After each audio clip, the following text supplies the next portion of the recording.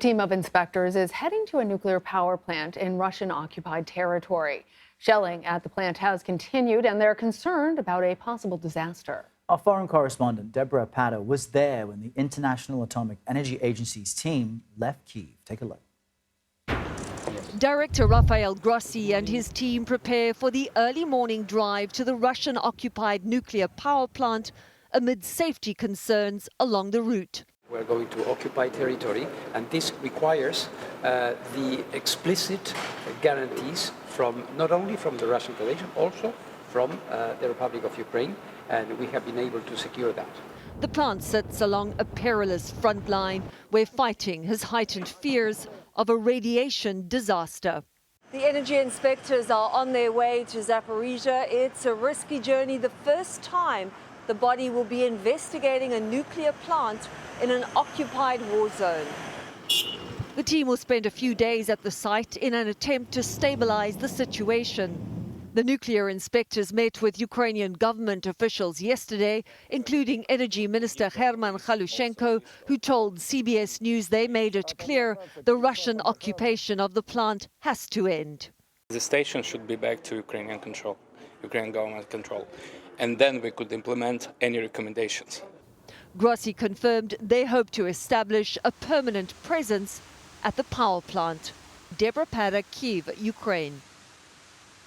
For more on this inspection of the nuclear plant, we're going to bring in Hugo Bachega, who is in the Ukrainian capital city of Kyiv. He's a correspondent for our partners at the BBC. Hugo, thank you for connecting with us. As we saw in Debora's report there, the inspectors ultimately want to have a permanent, semi-permanent presence. But break down for us what they're looking for right now. What are they trying to achieve here today? Well, we haven't been given lots of details about what is being planned, and perhaps that's a sign of how difficult this mission is going to be.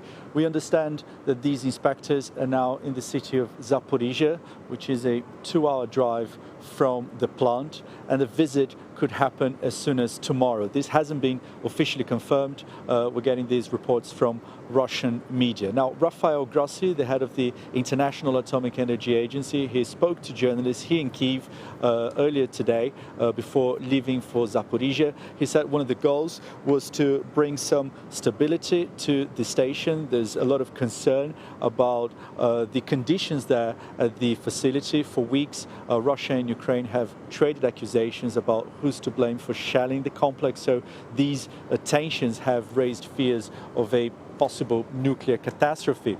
Rafael Grossi also talked about the plan, the hope that they're going to be able to talk to the Ukrainian operators. This facility has been under Russian occupation since the beginning of March, but Ukrainian technicians are still operating this facility, working under very difficult conditions there.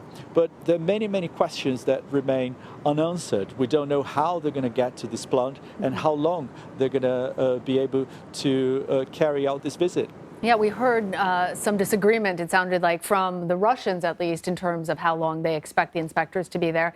Hugo, since they are driving through a war zone, why hasn't either side expressed a willingness to declare a ceasefire? And how difficult and potentially dangerous is it for the inspectors? Well, this is an active war zone. We heard Rafael Grossi saying that this is going to be one of the most difficult missions from the International Atomic Energy Agency. And it took days of very difficult, intense negotiations to get to the point in which these inspectors are there in Zaporizhzhia and on the verge and waiting to visit this nuclear facility. The Ukrainians have been saying all along that any kind of visit should go through only Ukrainian-controlled territory, but we haven't been given any information about how they're going to get to this facility. And let's not forget that there have been many claims and counterclaims of shelling in the area in recent days.